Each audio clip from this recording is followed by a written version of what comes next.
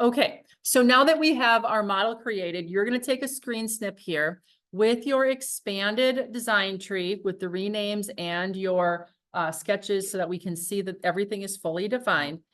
And you're going to go over to module number 5, practice problems. Okay. Now, the first part of the practice problem is doing the model, which we just did. Okay. So now you're going to upload that screen snip of the model to this assignment Dropbox. Now, the second part of this is we're going to create the PDF of the actual drawing. Okay. Now, to find the guide for the drawing that we're going to create, we're going to go back to module number 5, and we're going to go to the learning plan. And right here in the learning plan, the rod guide tutorial, this is the drawing guide. It's a PDF. You're going to click on that. And this is going to be the drawing that we're going to duplicate. Okay. So let's take a peek at this drawing, because the reason we're going to be putting a special view here, it's called an auxiliary view, is because part of the geometry, that top part where the rod guide is not, if you would, square to the other planes. Okay. So in the past, all of our views, we've been putting in a front, a top, and a right side view that are 90 degrees to one another, because all of the geometry was in those orientations. But now we created this top part that is at an angle of 30 degrees to horizontal. Okay. So because of that, we now can no longer see the whole as a circle where we can dimension it. We would see it as like an ellipse or skewed. And whenever one of the rules of dimensioning is we have to dimension features where we can see them as their true size and shape. And by looking at this at that 30-degree angle, rather than square to the front or the top view or the top planes, now we can actually see that as a circle. Does that make sense to everybody? Okay. So you've probably read drawings or seen drawings where there are views like this, auxiliary views. Okay. And that's what it's officially called. So what that means is we can't use our principal views when they pop up. We're going to use the top view as a principal view, but from there, we're then going to create this one auxiliary view so that we can dimension and show everything to its true size and shape. Okay. All right. So, so this is going to be the drawing that we create. So if I go back to SolidWorks, I have my model up here, and I'm going to go up to the very top where we see this new sheet of paper, but I'm going to arrow down. Okay. And we're going to make a drawing from this part. Then what you're going to do is you're going to either create you're going to select your template. Okay. I have my template here as my IPS new, but you could also pull it in separately. And then just make sure that you navigate to where your border is. Okay. I'm going to be pulling in a B-size border, just like the borders we've been using up until this point. So I'm going to say, okay. And now it's going to automatically pull this up, and you should get your sheet in place. Now, a couple things. You're going to notice that the part name here, rod guide, is automatically filling in with our file name. So if you did not call it rod guide, or if it's called part 1 or something like that, those are points off. You have to rename that model. And what you're going to do is make sure in all caps that the part name is there. Okay. Now, what I'm going to do is I'm going to bring in my top view. So over on the right-hand side, you're going to notice that it's showing us our principal view. So I'm going to left click on the top. I'm going to drag it over, and I'm going to put it right about here-ish, kind of where we had it. Okay. I'm going to zoom in a little bit, and I'm going to hit OK. Now, off of here, we're going to go to the drawing tab, and we're going to go up to auxiliary view. Okay. Click on auxiliary view. Now it wants us to select an edge, and all you're going to do is you're going to go over this edge that's 30 degrees to horizontal. So I'm going to click on that edge, and I'm going to pull away. And now you have a view on your cursor. Okay. And then all you're going to do is you're going to place it left click when it's right about here. And now it's in place. Okay. Now, a couple things. You're going to notice that it has this arrow A on here. We're going to unclick that and now it's going to go away. We don't want that in there. Okay. And now you can just hit OK. The other thing that we're going to get rid of is view A.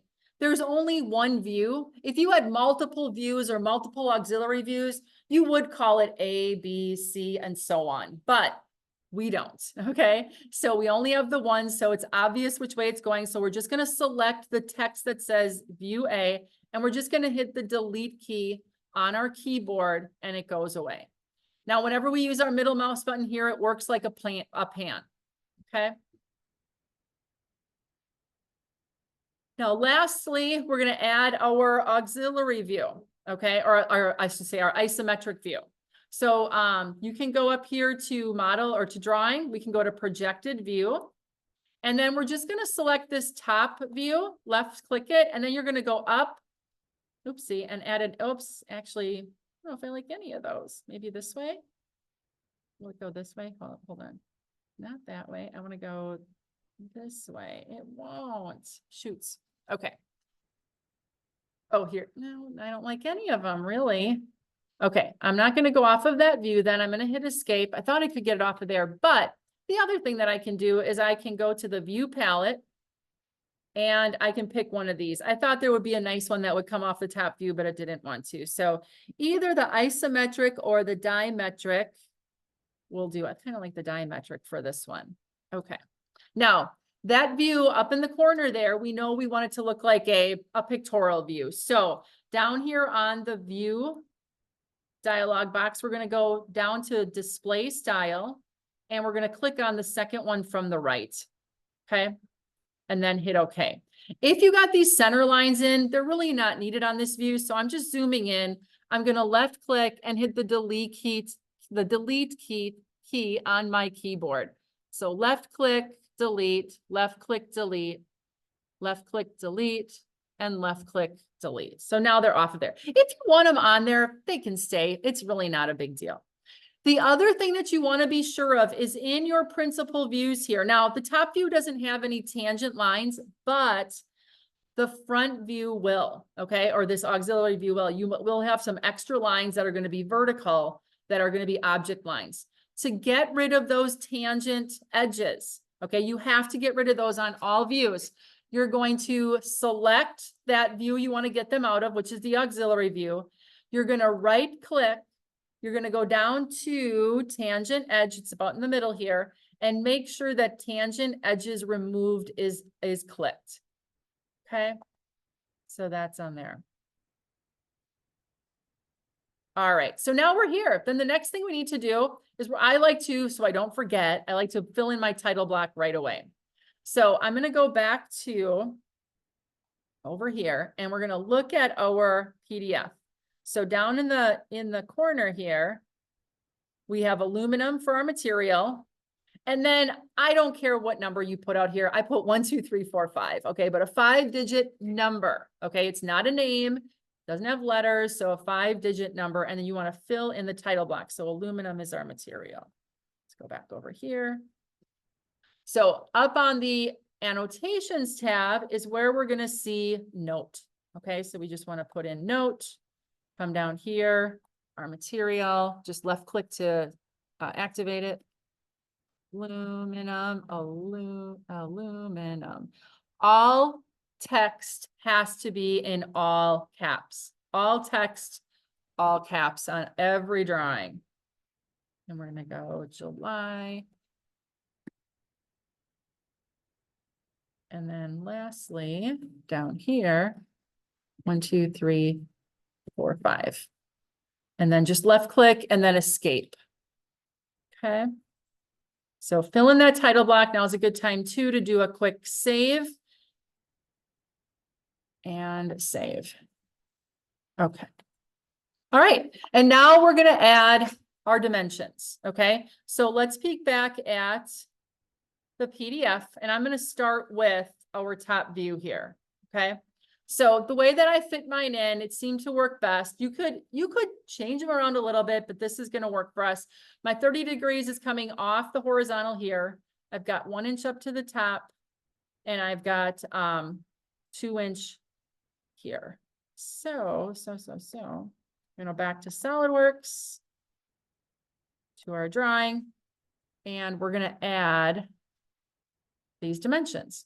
So smart dimension is going to be off of annotation. So smart dimension, and again, we found out last time, or in our previous module, that they work very similar to our sketching smart dimensions. So we are going to go, let me see here. I'm going to do my overall dimension first, kind of get that out there. Now, you'll notice that I have 3 decimal places here, okay? You have to match the decimal places to what's in your drawing. The drawing is 2 decimal places. Now, when I set up my template, or my template, I set it to 3 decimal places because that's one of the most popular. But to just change it, all you're going to do is you're going to go back to your options tab on the top here. We're going to go to the document properties, 2nd tab, and we're going to go to the dimension tab. Don't go into all the separate ones, just go into dimensions. And then right here, primary precision, kind of in the middle-ish here, we're going to go from 3 to 2. And now this will set what those are for the drawing. You can say, okay. And now you'll notice that it goes to 2. Now, if you have, let's say I want to do this different. So don't change this right now. But let's say you're like, but I most of them are going to be 2, but this one needs to be 3. Okay. Because that can happen, right? I'm going to left click on that 2-inch dimension, or any dimension you want to. Don't change this right now. But then all you're going to do is you're going to notice over on the left-hand side here, tolerance precision. Here's your 2-place decimal, and that's what the document standard is set to. So if you need to change it to something else, we're just going to go to 3-place, for instance, and change it, or change it back to 2, which was the document. Okay. So you can always do individual dimensions a different decimal place by just playing with the values over here. Okay.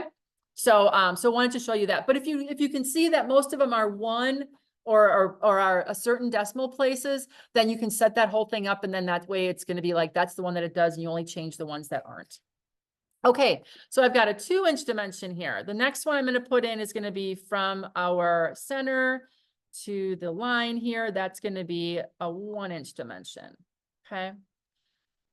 Then I want to add in that 30-degree angle. So I'm going to go from this line to this line. And that's going to be that center line I kind of went underneath. And I think I had it right about here. Okay. All right. Then I am going to do, I'm going to see what other dimensions I have on there. Hold on. Go back over here. I've got 1.5 to the middle. I've got 3 on the top. So we're going to go back over here. I've got smart dimension from this line to the center. It's going to be 1.5. So I got to go above this line here. Okay. Don't cross, different, how can I say, your text that it's like running into things. Try to get it as centered as possible, and that there's a nice distance away from things, so it's not confusing as to where things are. Then I'm going to do another smart dimension, overall dimension here. This is going to be 3 inches. Okay. You go back and see what else we got. I've got, the diameter of a 1/4 inch through 4 by over here. So now I'm going to click on the diameter. I'm going to go up and to the left. Don't go vertical. Don't go real shallow. Don't go like this. Go about 45, 30 to 60 degree angle on your leader. And now it's placed. But to add the 4 by, you're going to go down to where it says dimension text. When this dimension is selected, we're going to put our cursor right in the front, 4 by space. And then after space through. Okay. And then it's there. And then if you want to kind of pull it out a little further again, you just left click it and drag it to where you want it to go. So now that says that all 4 of those holes are 1/4 inch. Now, we do not need to dimension the center of this hole because it shares the same center as the radius on the end. Okay. So we need to dimension that radius. So again, we're going to go to smart dimension, left click on that radius because that's the radius of the fillet. And we're going to left click, and then we're just going to put in the front of it 4 by, because there's 4 of them going around the outside. Radius of 0.25, which share the same center as that hole. So we don't need the dimensions to that. Let's go back underneath here and see. Okay, then I've got the 4 by, I've got these guys. I need to do the diameter of a 1/4 inch through and the 1 inch.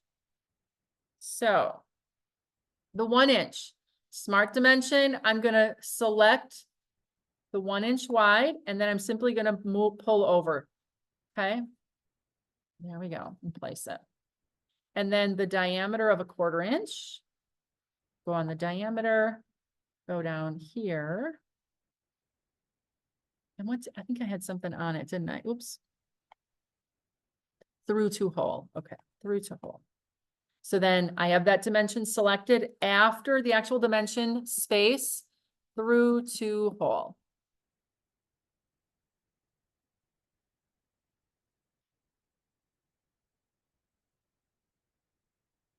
Kind of you could go something like this too if you wanted to, but again, you don't want that leader to be vertical. You don't want it to be like over the top of that center line, because that's kind of interfering with the way.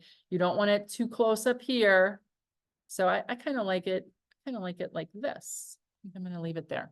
Okay, which isn't what I did on the other one, so it's totally fine.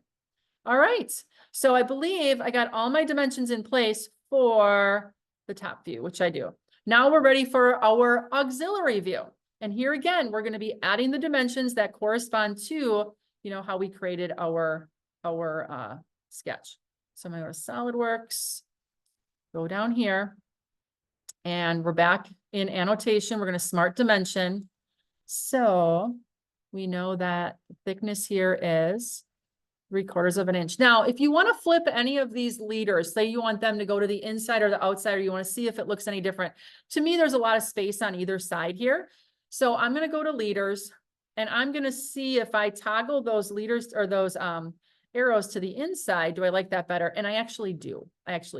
So you can always play with your leaders, whether they're inside or outside arrows, you know, on that leaders tab, just so you know. So that looks good.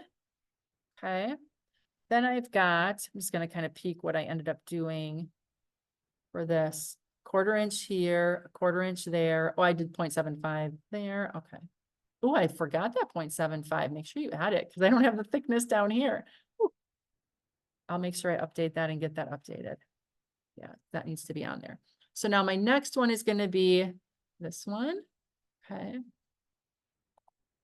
And then I'm going to have this one. Now here again, I'm going to put it right there for now. I'm going to go to leaders. I'm going to try to go to the center with this. So now see what happens. You get like these overlapping. That's too close. If you're going to do an inside like this, you have to have your arrows with there has to be a line in between, and it just isn't far enough. So this has to be outside, which is fine. Okay. Then let me see. Another dimension we need is from here. Oops. From the center here down to here. That's 0.75. And again, I think I'm going to go to the leaders, go inside, and I like the inside better. That looks good. So 0.75, 0.75. I think we've got to do this one. That's 1/4 of an inch. And is that, I don't want to forget I want to make sure I've got all of those. Okay, I did that one, that one, that one. So I need my diameter of 3/4 and my radius of 3/4 yet. So my diameter of 3/4, smart dimension, go here. Okay.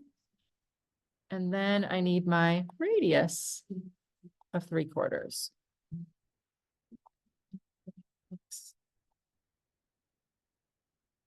Yeah. Okay. So once we have all our dimensions on, and you want to double check again, I have to add 3/4 here. So don't forget the height, whether it's on this side or that side. And once we have this, now we're all set. So I'm going to accept my dimensions, go back to my drawing tab, hit the F to fit everything to my screen and I'm ready to save, okay? So I'm gonna do File, Save, and now it's gonna save this drawing. Notice that it says sheet 1, that's because it corresponds to the first sheet. You can always add more sheets if you want. Our drawing doesn't have, has enough space here to put all the information on the first sheet. And now we're ready to save it as a PDF. So very easy. We're simply gonna go to File, Save As, and we are going to change the file type to a PDF. And we're gonna hit save. And now this is gonna be the PDF that you are gonna upload as the second file for your Module 5 practice problems. Okay? All right.